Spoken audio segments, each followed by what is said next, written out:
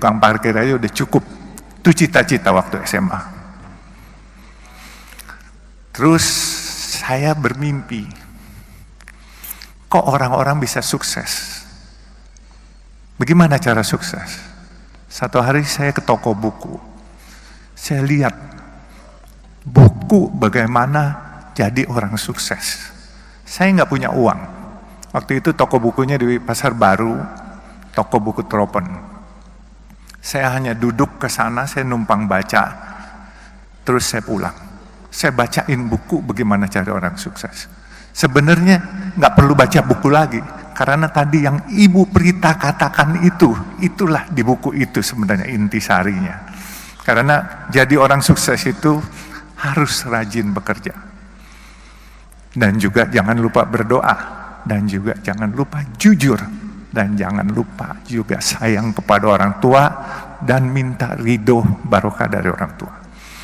Itu intisarinya. Dan saya selalu bermimpi memang menjadi orang sukses. Mimpi itu saya sendiri pesimis waktu itu untuk jadi, untuk sukses. Tetapi seperti saya katakan, bahwa ini semua gerak Tuhan, bukan gerak saya. Saya jadi mualaf umur 24 tahun. Saya diangkat anak oleh almarhum Buya Hamka. Dan seiring saya jadi mualaf, saya cuma niat minta kepada Allah. Karena waktu saya jadi mualaf itu Buya Hamka bilang, "Nak, dosa-dosamu mulai hari ini 0. Jadi kamu mulai lagi dengan yang baik ya." Jadi saya mulai dengan yang baik. Dan saya niat minta kepada Allah, "Ya Allah, dengan perkenan Engkau, kalau memang diperkenankan, aku ingin mengharumkan nama Islam dan aku ingin sukses." Sukses itu entah bagaimana, apakah punya nama besar, apakah punya harta, saya bilang terserah.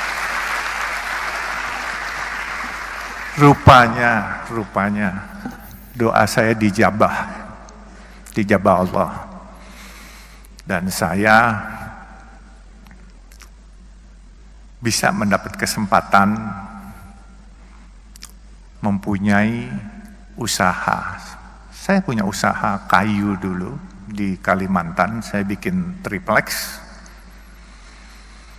Tapi waktu Orde Baru, karena saya kurang dekat dengan pemerintahan waktu itu, akhirnya saya dikeluarkan satu surat untuk tidak dilayani dokumentasinya. Akhirnya saya tutup pabrik saya. 11.000 karyawan saya harus pulang ke Jawa itu semua. Dan saya nggak kecil hati. Saya bilang, "Ya Allah, kalau memang ini rencanamu, nggak apa-apa. 11.000 karyawan bedol desa semua pulang."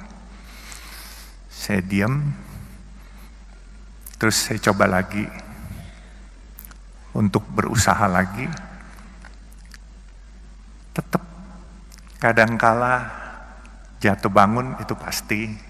Ya ada hal-hal. Waktu 2008, saya ingat itu pabrik tahun 94 saya tutup, dan saya 2008 diajak seorang teman. 14 tahun saya pensiun, itu ibaratnya nggak ada kerjaan. Diajak seorang teman untuk ikut di perusahaan pemboran minyak lepas pantai. Tapi 1 tahun saya bilang ini bukan bidang saya. Kemudian saya tahun 2012 saya ditawarkan oleh pemegang saham yang sedang berantem, pemegang saham jalan tol Citra Marga Nusapala Persada. Itu jalan tol dalam kota, dan sekarang ini kalau perusahaan tol swasta terbesar adalah Citra Marga. Jadi saya ceritakan juga, inilah mungkin yang paling penting. Waktu saya masuk di Citra Marga, ini pemegang sahamnya berantem, menanyakan kepada saya, kamu berani nggak jadi direktur utama? Saya bilang, kenapa harus saya? Karena ini raksasa-raksasa lagi pada berantem semua. Waktu itu Citra Marga yang punya adalah Ibu Tutut di antaranya. Terus ada Robi Sumampau, Robi Kete, dan ini naga-naga semua lah. Kebenaran saya ini kelahiran Kalimantan Timur, dari Sungai Mahakam saya lahir. Lalu saya jawab sama teman-teman saya, selama enggak nyuri, saya berani apa saja, saya bilang, dan tidak korupsi. Akhirnya saya ditunjuk sebagai direktur utama. Di waktu saya ditunjuk sebagai direktur utama, saya melihat karena ini perusahaan publik, pemegang sahamnya ini banyakkan institusi-institusi asing. Saya lihat ini perusahaan bagus. Kenapa saya bilang bagus? Coba pikirkan, ini kalau bukan gerak Tuhan, saya nggak akan memiliki perusahaan ini. Saya dulu punya perusahaan kayu, saya pernah punya restoran, saya pernah punya hotel. Hotel pelayanan nggak baik, omset akan turun, orang nggak balik lagi. Restoran makanannya asin atau pedas, kepedesan, orang besok nggak balik lagi. Makanya saya bilang, saya bisa dapat jalan tol ini, coba pikirkan jalan tol. Kalian pernah lewat jalan tol, bayar, macet, marah-marah hari ini, brengsek nih jalan, macet, bayar pula. Besok kalian dengan senyum nganterin duit lagi kepada kita. Nah itu bedanya. Jadi jalan tol itu, mau keasinan, mau kepedesan, mau kemanisan, tetap dimanfaatkan. Nah ini semua gerak Tuhan yang milihin. Jadi saya berpikir gini, saya tidak punya rencana punya jalan tol, tetapi jalan tol ini gini, kalau saya tidur jam 10 malam, itu truk-truk besar yang nyariin duit sampai subuh jam 5 pagi. Kemudian kalau saya lagi melek bangun, sedan-sedan dan kendaraan umum dari jam 5 pagi sampai jam 10 malam. Nah jadi itulah perkembangan jalan tol, bisnis ini beda dengan hotel, dengan restoran, dan yang lain-lain. Nah saya bisa ceritakan, waktu saya lihat perusahaan ini bagus, saya kumpulkan teman-teman saya. Teman-teman saya dari berbagai macam suku, ada yang Tionghoa atau yang disebut Aseng. Jadi saya bilang, ini daripada asing yang milikin, kenapa enggak kita-kita, kalian para Aseng, teman-teman maupun yang lain, ayo kita milikin. Mereka tanya sama saya, bagaimana? Saya bilang, gampang, siapin aja dananya, saya bikin asing ini keluar barangnya. Jadi waktu itu saya direktur utama, apa yang saya sebut itu pasti bereaksi market. Tapi waktu itu memang saya menyebut ingin membeli sesuatu barang, itu asingnya ketakutan.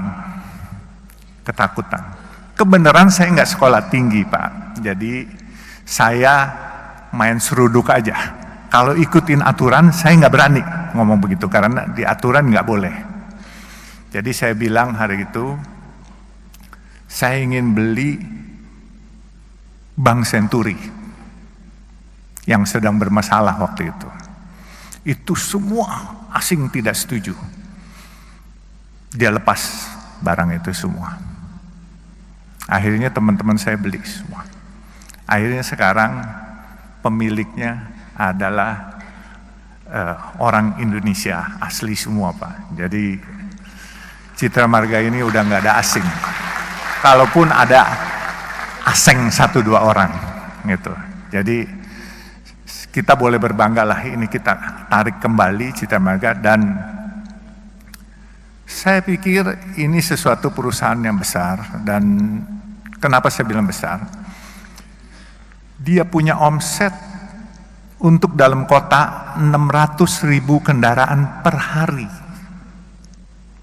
Memang biaya pembangunannya cukup besar. 600.000 kendaraan kali 9.500 rupiah. Kurang lebih hampir 6 miliar, 5,4 miliar per hari. Bagian Jasa Marga separuh, bagian Citra Marga separuh. Tetapi uang itu dipakai untuk pembangunan. Pembangunan jalan tol lain. Bahkan kita lagi mau bangun dari Priuk sampai Peluit, itu kurang lebih 9,7 kilo. Itu biaya anggarannya kurang lebih 13,5 triliun. Lalu kita mau bangun, sekarang kita sudah ada Soreang Pasir Koja di Jawa Barat di Bandung. Dari Pasir Koja kita mau mengurai kemacetan di Bandung kota, kita akan bikin jalan menembus Gatot Subroto, Soekarno-Hatta sampai Pasopati. Itu kurang lebih 9 triliun. Jadi 22,5 triliun kita butuhkan. Kita bukan hanya butuhkan modal, kita juga butuhkan tenaga-tenaga. Dalam kesempatan ini saya tantang wisudawan baru. Ayo bergabung di kami. Kita butuh tenaga kita, tenaga Indonesia sendiri.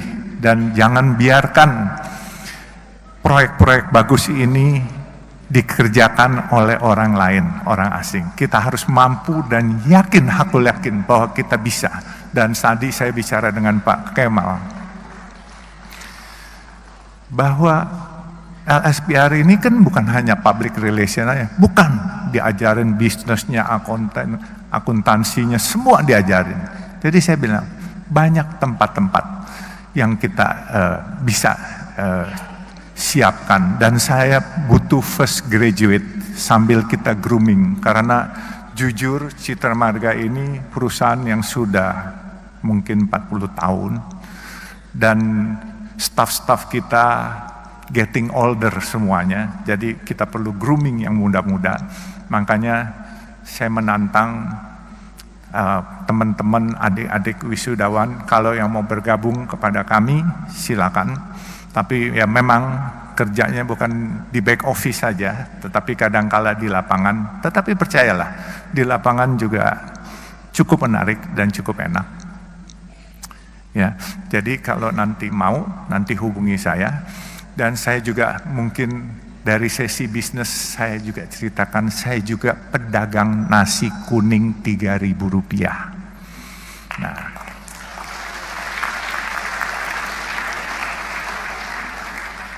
mungkin orang bertanya, kenapa saya dagang nasi kuning 3.000 rupiah?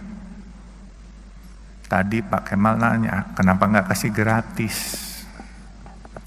Saya beli nasi kuning 10.000. Saya jual 3.000. Secara matematika orang bilang rugi, saya bilang untung. Gitu. Nanti saya ceritain kenapa untung. Saya harus ceritakan juga, tadi bicara dengan Pak Kemal. Kok nggak dikasih gratis saja? Kalau saya kasih gratis, saya memonopoli sedekah itu dan saya memonopoli pahala itu.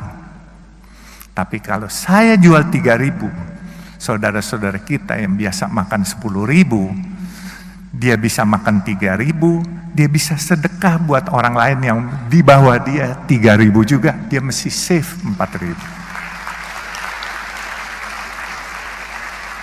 Jadi bukan bisnis aja yang nggak boleh dimonopoli, sedekah juga nggak boleh monopoli, pahala juga nggak boleh dimonopoli. Nah, saya tekankan siapapun yang ingin ikut program nasi kuning saya. Kemarin siang baru dibuka di Kelurahan Menteng, Jalan Anyar, bekerja sama dengan SMP negeri setempat. Itu nasi kuning, tapi dia seminggu sekali. Saya biasa buka Senin sampai Jumat, kita udah ada 12 outlet. Saya ada di Semarang, di depan markas tentara Kesatriaan, di Bandung di depan markas Yonsipur, sama di Jalan Banten, situ ada 2. Terus kita ada di Cimanggis, Kerawang, dan Jakarta. Jakarta cukup banyak kita. Di kantor Sunter, di Masjid Baba Alun di daerah Warakas, Papango. Nah, itu nasi kuning, program nasi kuningnya kita harus beli dari warung setempat. Saya bilang nggak boleh kita masak sendiri, catering sendiri. Selama masih ada warung setempat, kita harus beli dari warung setempat. Ada 5 warung, kita gilir. Hari Senin warung pertama, Selasa warung kedua, dan seterusnya. Mereka tanya, kenapa? Saya bilang, kita mau sedekah. Mereka mau cari nafkah, warung-warung kecil setempat. Kita mau mencari pahala, cari barokah. Mereka mau cari uang buat anak-anaknya sekolah. Kalau mereka jual 10.000, kita di sampingnya jual 3.000. Yang dapat bukan barokah dari mereka, sumpah serapah. Karena mereka tidak bisa bersaing dengan kita.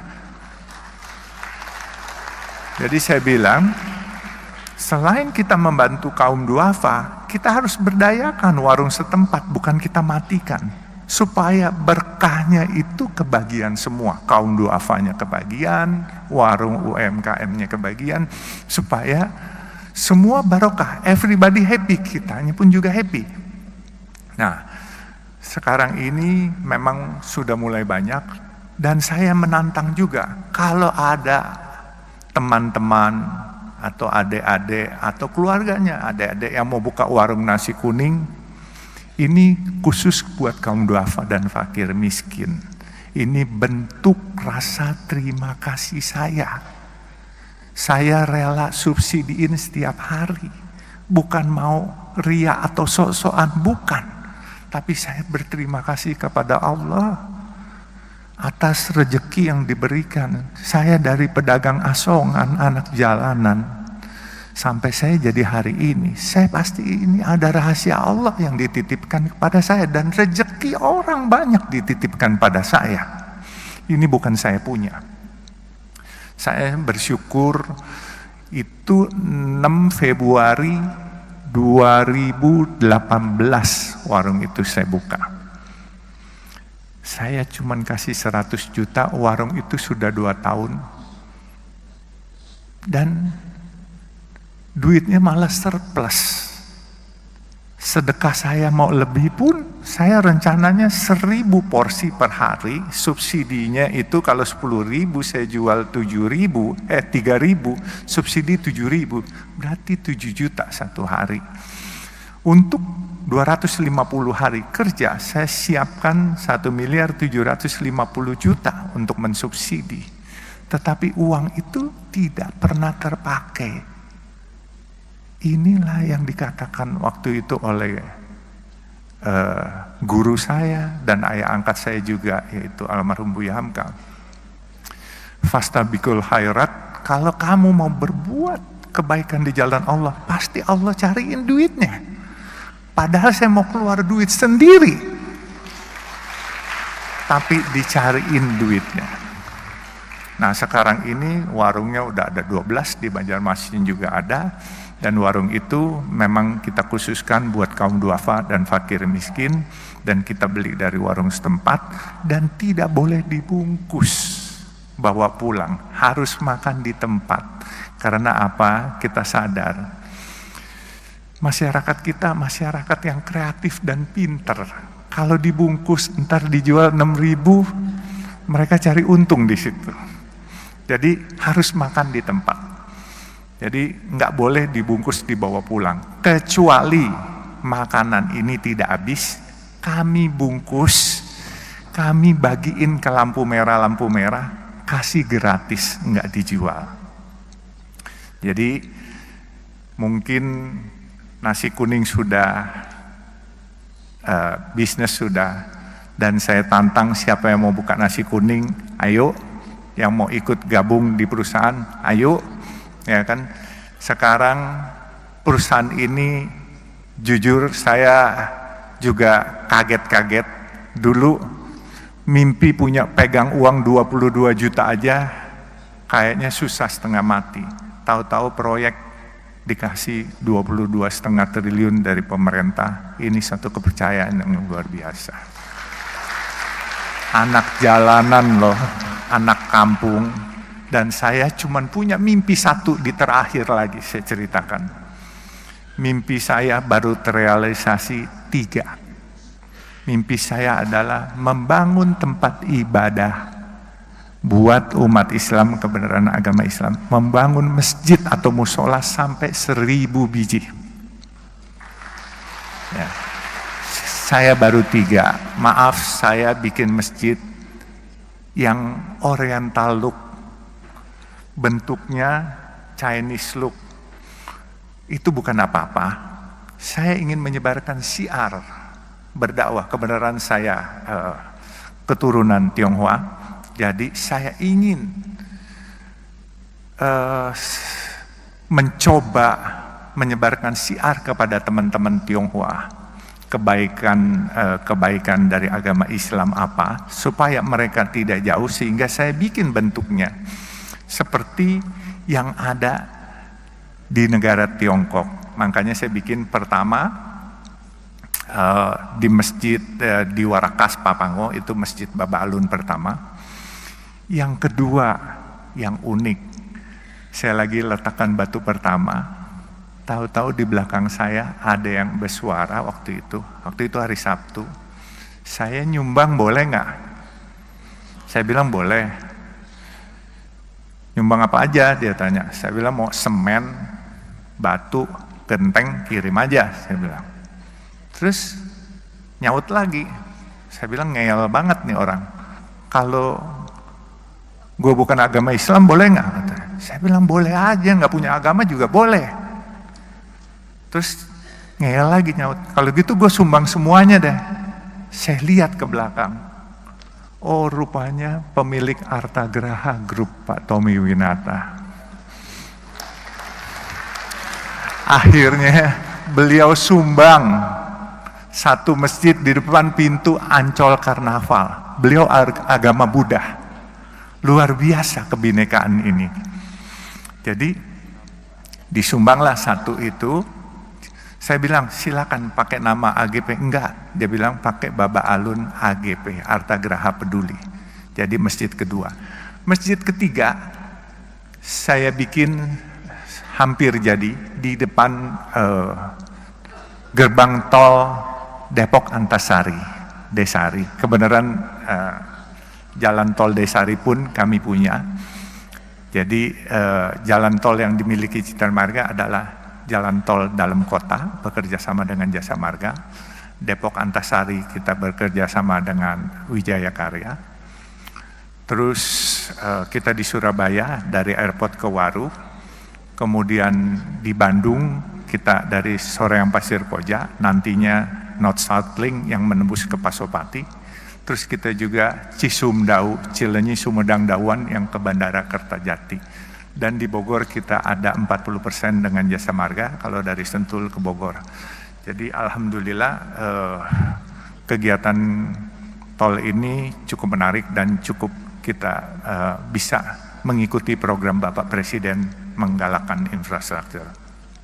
Jadi sekali lagi, inilah anak jalanan, pedagang asongan, tapi karena Allah mau apapun kun fayakun, bisa jadi apa saja. Seperti tadi dikatakan Bapak yang bicara tadi bahwa jangan sombong. Itu penting.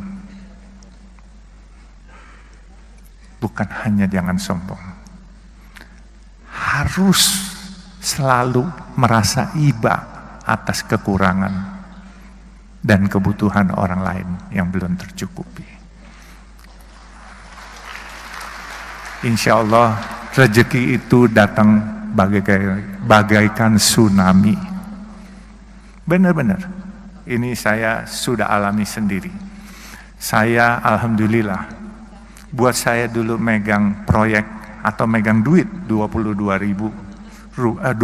juta nggak bisa. Sekarang kalau dikasih proyek 22,5 triliun tidak akan merubah lifestyle saya. Saya tetap berpenampilan ke kantor pakai celana jeans. Berhubung ini di tempat terhormat saya pakai celana jeans hitam Pak, maaf ya Pak. Biasanya warna biru gitu. Jadi saya tetap juga ini pakaian agak bagusan dikit Pak. Kalau enggak pakaian saya agak compang-camping Pak. Jadi maaf nih Pak. Jadi nggak boleh sombong, itu kunci paling sukses. Karena apa? Kalau kita nggak sombong, kita selalu mau tahu dan bertanya. Saya belajarnya ini dari supir dan dari marketing rokok. Waktu saya umur 17, tetangga saya itu agen rokok. Jadi saya suka duduk ngobrol sama supirnya, sama marketingnya. Saya selalu tanya. Kalau nggak sombong pasti kita mau bertanya. Kalau sombong, misalnya orang ngomong apa, kita sok bisa, padahal kita nggak ngerti apanya. Itu kita harus tanya. Nggak usah malu-malu, tanya apaan sih? Ini menambah wawasan kita. Nah, setelah menambah wawasan kita, insya Allah kita jadi pinter. Saya sekolah tidak lulus kayak adik-adik wisudawan sekarang. Saya sekolah cuman sampai SMA, lulus, terus saya di Fakultas Kedokteran pernah, di Fakultas Hukum pernah, cuman tingkat 1, tingkat 2 saja. Tetapi ya, saya bisa jadi hari ini, masa kalian yang sudah sarjana nggak bisa lebih dari saya? Gengsi dong. Jadi mungkin karena waktunya terbatas, nanti kita sesi tersendiri. Kalau ini hubungi saya aja. Kalau mau buka nasi kuning, kalau mau bergabung ke saya, nggak usah melalui staf saya. Hubungi nomor telepon saya, silakan kalau mau dicatat. 081 381 559955. Jadi langsung ke saya dan saya akan salurkan kepada rekan-rekan kerja saya untuk segera diproses. Jadi saya bulan Juni kemarin di Unmul juga disuruh speech, tetapi speech di sini saya berkesan dengan wejangan-wejangan Ibu Prita yang begitu welas asih dan keibuan, dan semua intisari orang sukses sudah dibacakan oleh Ibu Prita tadi semuanya. Jadi camkan itu kata-kata, insya Allah kalian semua akan berkiprah dan sukses, dan aku yakin lebih sukses dari saya. Amin, amin ya Rabbal Alamin. Kurang lebihnya saya mohon